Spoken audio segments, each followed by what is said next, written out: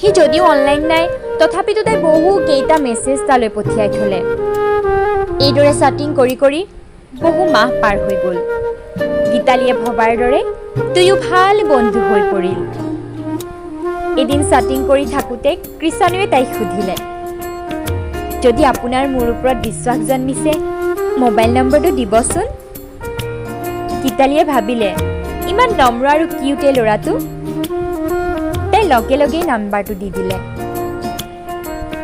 নম্বৰটো দিয়াৰ প্ৰায় এসপ্তাহমানৰ পাছতেই গধূলি সময়ত গীতালীলৈ কৃষাণুৰ ফোন আহিল। নমস্কাৰ, ভালনে? গীতালীৰ বুকুখন কিবা ধপ ধপ কৰি গ'ল।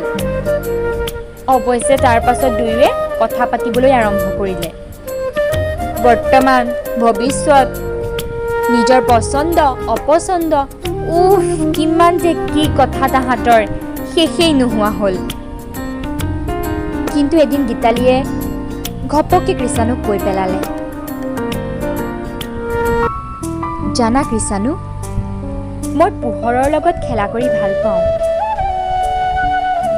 আন্ধাৰ মই ইমানটা ভাল নাপাওঁ,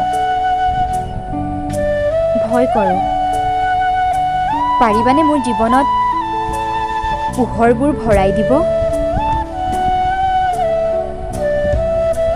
কেইদিনমান দুয়োৱে কথা পতা হোৱা নাই, কাৰণ তেওঁলোক যথেষ্ট ব্যস্ত হৈ পৰিছিল সেইকেইদিন। ব্যস্ততাৰ অন্তত গীতালীয়ে ফোন কৰিলে। হেল্ল' কৃষাণু, তোমাৰ ভালনে? মোৰ ভাল, অলপ বিজি হৈ আছিলোঁ। বাৰু আমাৰ লগ কৰাৰ দিনটো আহিলেনে? ইফালৰ পৰা কৃষাণুৱে মাত দিলে। ঠিক আছে, তেতিয়াহ'লে আমি লগ কৰোঁ এদিন।